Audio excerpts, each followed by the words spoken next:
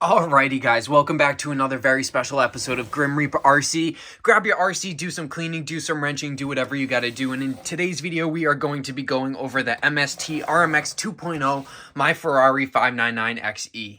And in this video, we're going to be talking about all of the issues with my professional drift car. This is my RCFD Ferrari 599XE, as you guys have already seen from the intro, from the thumbnail and everything like that. We did have this dig pose with the Ferrari for the thumbnail, which looks pretty cool. And in the previous videos, we are uploading every single day. You guys have already seen that we are starting a new build on the RC 4-wheel drive Toyota 4Runner. We have the original 4Runner over there, Blazer, 6x6, Bronco. We have a bunch of different RCs, including Optimus Prime. Make sure you guys go check out the Optimus Prime build series and the RC Sparks Beast 2 that we do have on the channel. So, a few of the different things that I do not like about this RC is, number one, I did end up getting this online, and a few of the body lines, are just a little bit messed up, and I do have OCD with my RC cars, as you guys know. I do love keeping them clean and everything like that, and I will be showing you all of the little messed up details about this. There are a few pieces of black missing, which is unfortunate, but I can fix it, so it is not too big of a deal. There is a few scuff marks on here, and I do not like to hit this on anybody, especially when drifting. You guys can see there are a few body line scratches on here, but I have been drifting this RC since at least 2021, so for the past 4 years of drifting this RC car, not a single wreck has happened too bad to where the body is destroyed, just a few different pieces needing to be screwed in and moved around.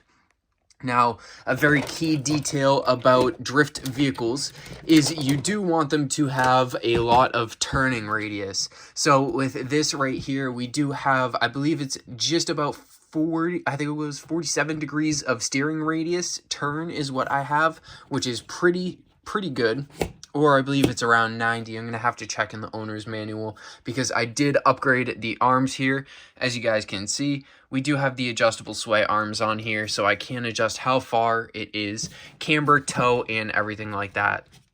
I do have the suspension set up super droopy, and that is with the springs all the way preloaded firmly and basically no oil on the inside. So it is all the retention spring rate that is giving it the bounce. So it does look a little bit more realistic. If you have oil on the inside of there, it does slow it down and it doesn't really help out. Now, another thing that does help is running this on 3S. I run this whole system on a 3S LiPo, and it definitely does help out. I think it makes the motor drift super fast. Some places you do have to run a 2S when drifting, so you do have to make sure you are running under compliance. So here's another little tip and trick for you guys.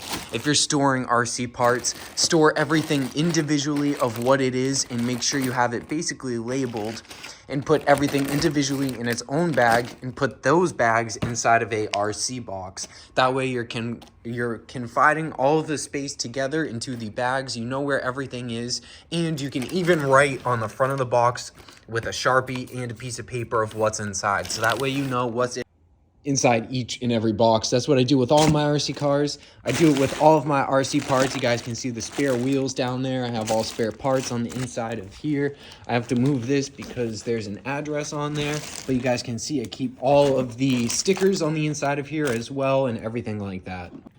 So another thing, now that we are back inside of the studio section, after showing you guys a little quick tip and trick about storing your parts, we do have the upgraded swing arms, A-arms, and everything like that, so we can adjust camber, toe, and everything important like that. Camber, toe, everything important, like I just said. And we do have the gyro in here. I do run it on the first setting, and I believe that is at 25% gyro. And it does work pretty good. I love it. I love the way the steering angle is set up. It's perfect.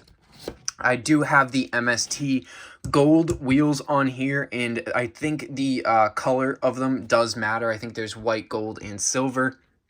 The gold is my favorite.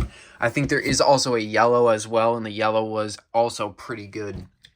Now, one of my favorite things about this, now a few of you are probably not going to agree with me, but I actually do like the S-Dual sound kit being mounted up top like this where it is. I think it actually does help out with how it sways. As you guys can see, just me touching it barely on the side here is moving the rear end of this car. So if I just barely touch it, we're moving the wheels, which is pretty cool, which means that this having the high center of gravity means that it's helping me slide in the corners. And I think that is one of the basically competitive advantages that I do have, is the weight up high and nothing really up front. So I do have to use I do have to use power in certain areas where a lot of people would just be swaying around.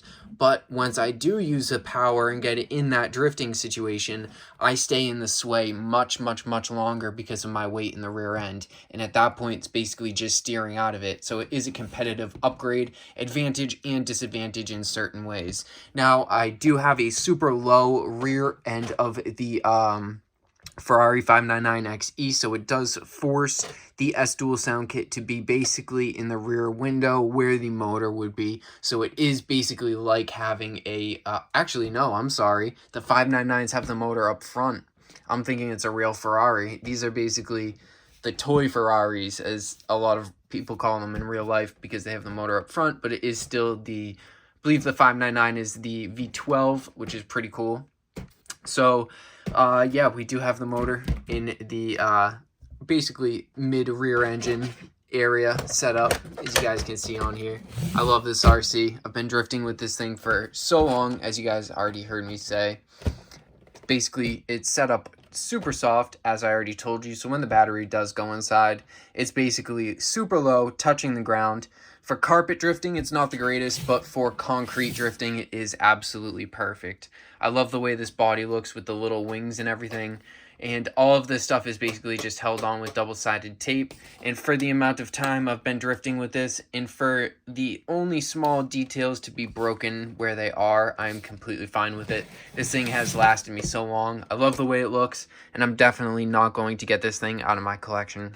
Alright, so now that we are at 7 minutes and 11 seconds, we're close to the end of the video. That means I can tell you guys the top secret stuff about the RC car, and that means that only a few of you are only going to watch this, because usually people only watch around 5 to 6 minutes, so we'll see who the real true fans of Grim Reaper RC are, and who's getting the top tier information. So let's go over to the bench and show you guys what I'm talking about.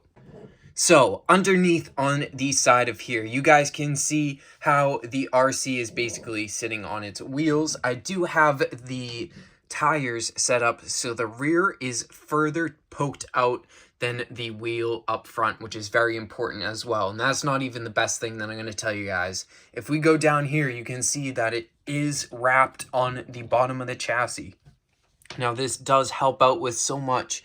This means that we can slide on concrete even if my wheels are basically bottomed out, which happens a lot with these drift RC cars. The only thing that's going to scrape is this vinyl and these stickers, which are slippery on concrete. So it helps me slide, whereas the plastic slows people down. So this gives me a little bit more of a competitive advantage, especially with me having the S-Dual sound kit up there.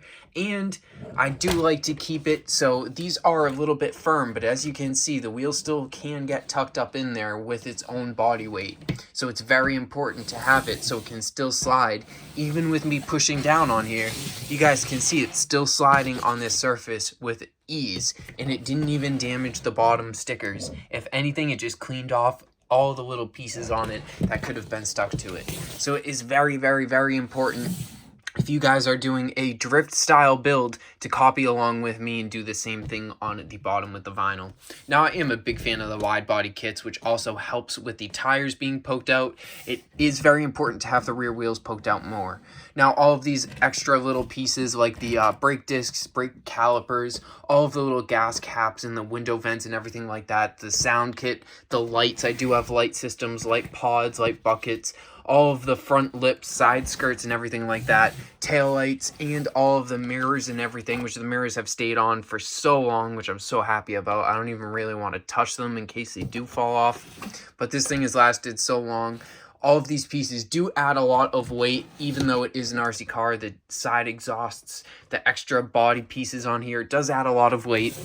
So it is very important to make sure that I do have a good battery in here, which is why I run the 3S LiPo, and having the brushless system in here, which is really cool. And that is why this is my favorite RC competitive drift car. So thank you guys so much for watching. That is basically it for Grim Reaper RC today. We are uploading every single day this year, which is going to be absolutely insane and a challenge, and I can't wait for it. So thank you guys so much for watching. Don't forget to like, share, comment, subscribe, and turn on the post notification button. That way you guys get notified whenever I upload a really cool or informational video just like this one, or one where we even go through and I show you guys a bunch of different key little details about RC cars. So I hope you guys enjoyed the video today. I will see you all in tomorrow's video.